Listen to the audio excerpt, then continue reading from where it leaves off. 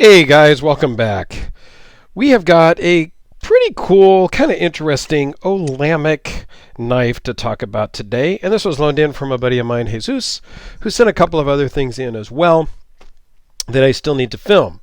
There's a watch and there's a Spyderco that I still need to get on. But I wanted to jump on this one first because this one he actually is looking to sell, possibly trade, whatnot. So here you can pause and get all of the information off of the card if you so desire. And let's talk about this little guy. So it is, let's just zoom in and we'll get the specs in a minute. It's unique because this is just all titanium. And they've anodized certain parts, which I think is interesting. I don't know that I've seen that before. Even the clip. This is titanium clip. I believe it's titanium pivot collars that are just anodized in a way to make them look like Tabascus. Really, I mean, kind of. It's really just kind of a interesting ano job. And the backspacer as well. So it's kind of cool and unique in that regard. The rest of it is totally stonewashed utilitarian, which I like.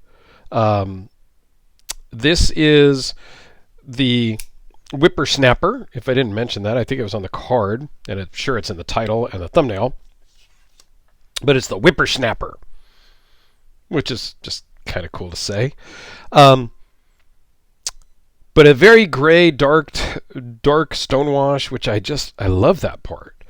It is a front flipper by design. You can finger flick it and thumb flick it.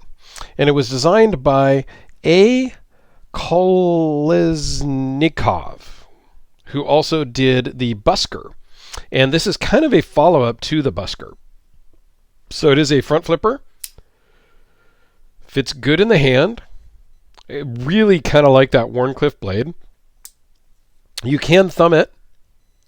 Also, you kind of need to commit because I would want a little bit of stronger detent to be a total thumb. So it doesn't always work for me. And I suck at finger flicking, but it works. You can actually do it. That's my least preferred method of opening knives, is the reverse flick or Spidey flick, whatever you want to call it. But the thumb flip, or the front flipper on this, works amazingly well. So, let's get into some of the specs. Closed is 4 3/8. Overall is 6 7/8. 2.81-inch blade, 2.3-inch cutting edge, 20 CV blade steel. The blade thickness is 0.135. Overall thickness is 0.416 minus the clip.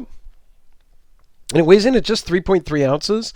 And does run on bearings, but I like the way they do it. It's not a drop shut. It's not crazy.